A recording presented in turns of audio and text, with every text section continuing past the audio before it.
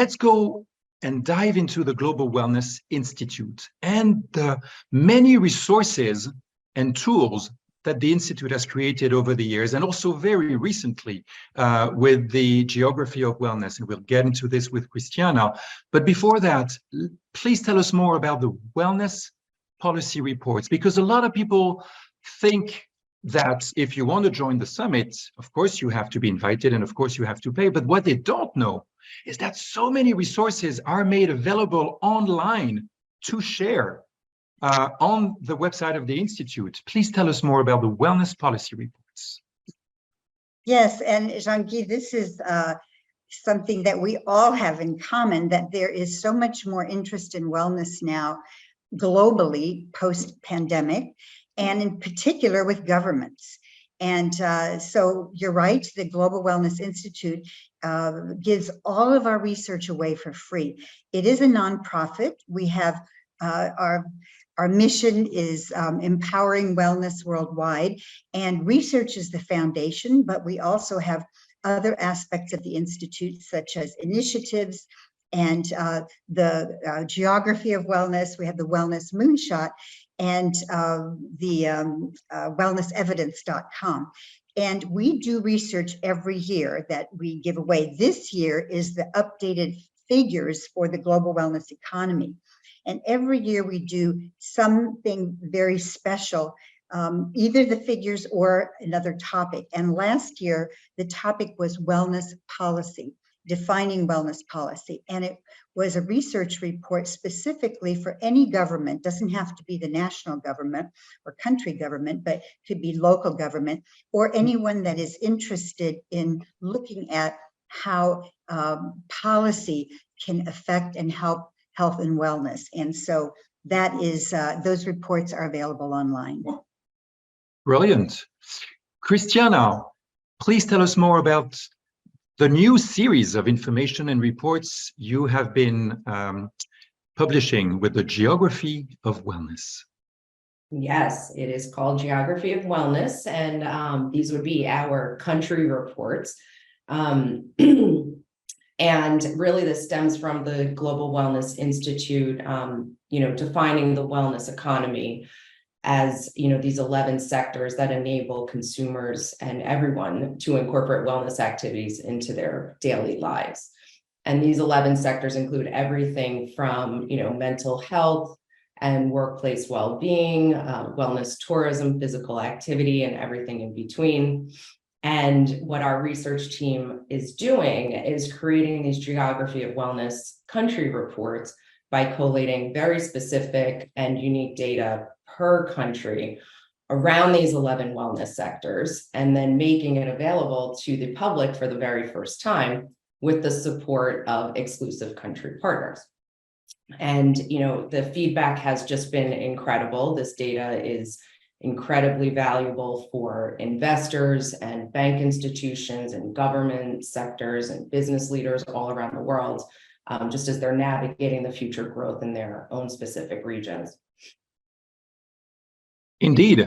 I can see that already a few countries have been analyzed, because we know about the global economy, the report on the global economy, and then how it breaks down region by region so that people can see what's happening in the Americas, what's happening in Asia, and so on. And then there was a list of countries. Now, this is really like using a magnifier glass to really look at, and I take them in alphabetical order, with Brazil, Indonesia, Japan, Singapore, Thailand, the UK, and of course the US. And there are numbers, not just big numbers, billions of dollars in the wellness economy, but also how high they rank globally with 218 countries, how high they rank regionally.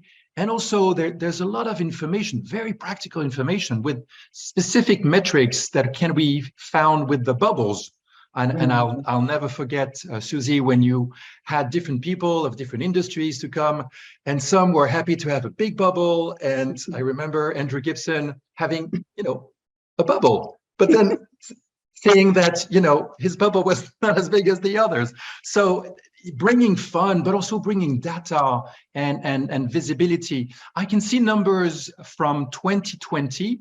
I imagine 2021, 2022 are going to arrive pretty soon. Christiana, when will we have numbers for 2021 and 2022? So that is a big moment. That will be something that's going to be unveiled at the Global Wellness Summit. So, so that is the key shining moment for everybody that we can all look forward to. And I will just also mention that you have brilliantly lined up every single one of our current existing country partners that we have on board right now. And then we also did just bring in Japan recently with our sponsor Concept Asia. And so once those numbers are announced in November, Japan's country report will be accessible to everybody in December. I'm so grateful that Japan is joining, because I have to say that out of the 148 countries participating this year, just 2.5 weeks ago, with the World Wellness Weekend, Japan, which entered last year, has proven to be extremely resilient since COVID, extremely active with groups, with cities participating. Your Geography of Wellness ranks Japan number 3 globally. For us, it is the 4th most active country after Spain, after Brazil, and after Italy. But I highly encourage everyone to dive in these reports online. Global Wellness Institute, Geography of Wellness, it's in the tabulation on top. And you'll see numbers about real estate, physical activity, workplace wellness, wellness tourism. And it was very recently the Wellness Tourism Day. I'd like to get back to you, Christiana, because with now key countries identified, studied, research, and updated data coming up soon, what are the next reports that you have in sight? When could we expect the next ones to come? And more importantly, because it's not just the 3 researchers and the institute working on those numbers, it also requires the involvement of local governments, corporations. How can people get involved, and which are the next big countries identified? There are so many conversations being had right now. One of the most beneficial opportunities for a country partner to work with us on the Geography of Wellness country reports is, of course, the data, right, and the partnership and alignment with the Global Wellness Institute. But it is also that we are going to be acknowledging them at our Global Wellness Summit. And this is, again, just a very key moment. And we really do have so much gratitude for our country partners, because if it wasn't for them, this research would not be accessible and produced. So we do, of course, want to acknowledge them at the summit. So there's so many conversations happening right now, many countries stepping up and excited to, take on the next report. I don't know if I can share some of the ones that are. Well, I was thinking Christiana's probably not sure she can share, but I think you can. Go ahead and share, because we are, in the middle of, there's a few countries that have said, yes, they're doing this, and they're just, in the process of paperwork and so on.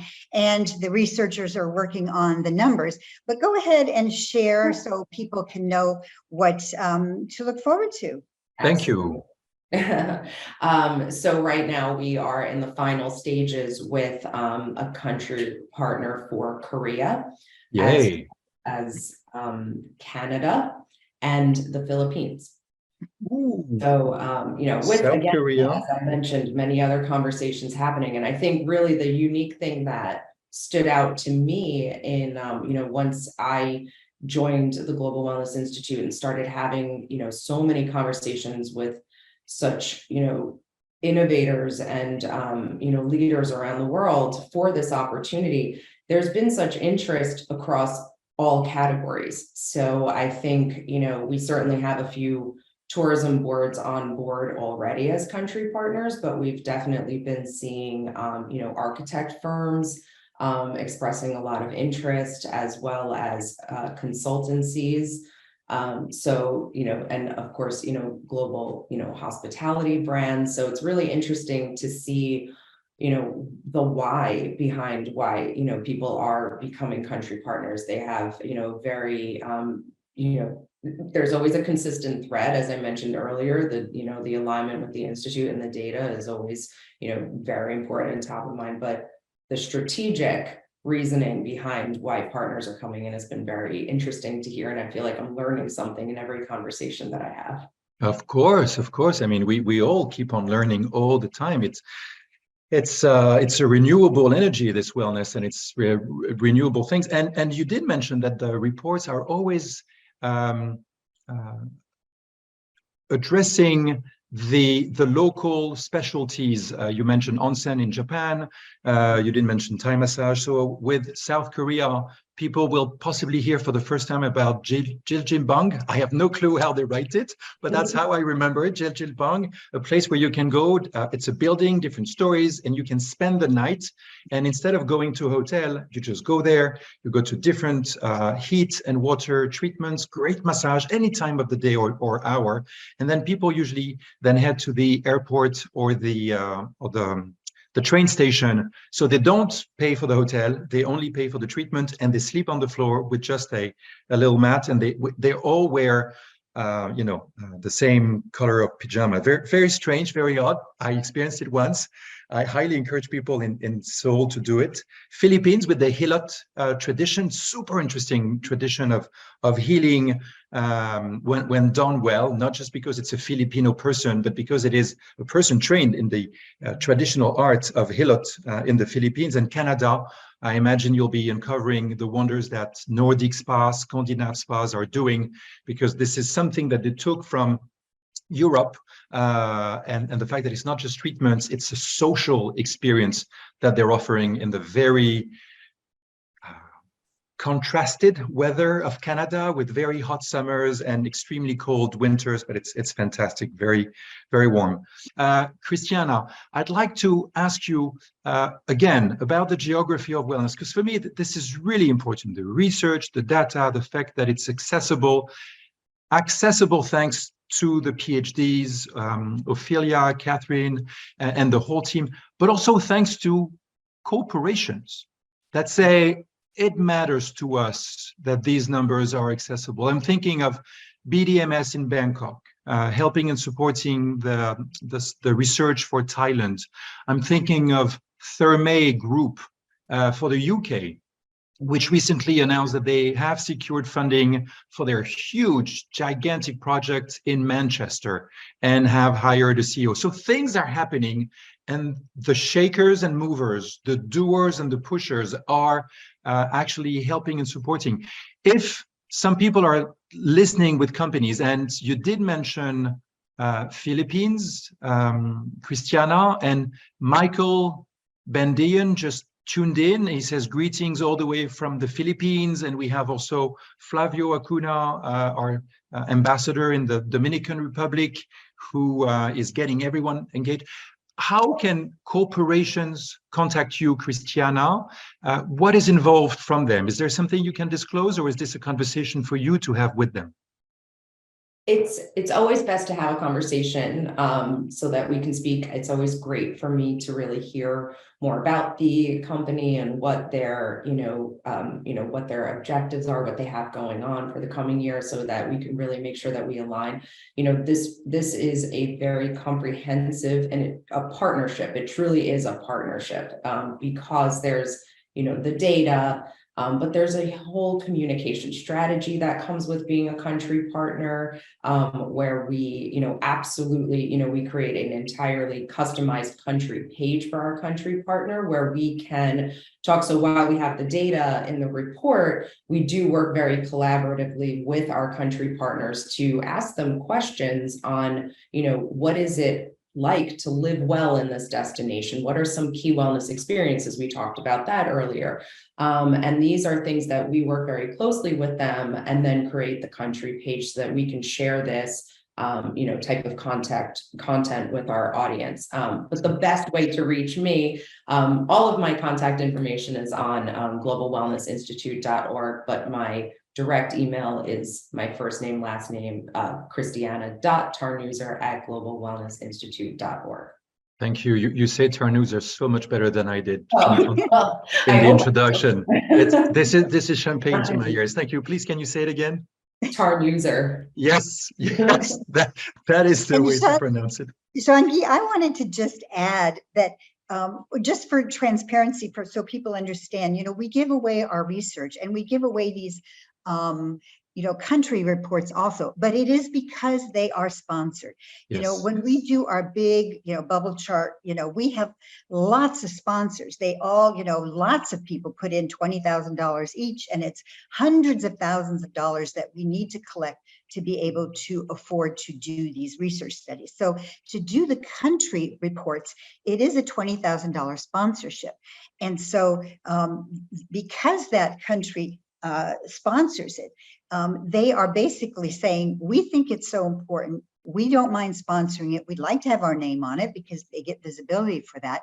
But then it is available to everyone for free. Yeah. So we do look for people who are partners. And, BDMS, for example, who I do love. I have visited their place in Bangkok, which is very impressive.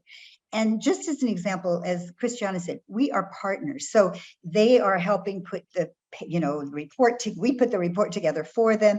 We have it on our microsite, but also, for example, they have a big event coming up with all of because they're part of the medical community in Thailand, and I'm going to be one of their keynote speakers. And I'm happy to do that because we are a partner, and they want me to talk about wellness tourism, which I love talking about. And so I'm going to be recording actually this week, a 20-minute presentation that they will use at their event. So those are the kind of things, if the Institute can help a partner in some way, we want to do that. And in fact, in Japan, we have, I think it's Dr. Michael Roizen, who is going to be at our summit in Qatar. He is flying to Japan afterwards. And that is also part of the, working with our partner in Japan. So it is a partnership. And actually, when you think of it, $20,000 for a tourist board or for a company, it's quite well worth it. And it is for the year. And then, it's a yearly sponsorship because we update the data and so on. But I just wanted to add that part.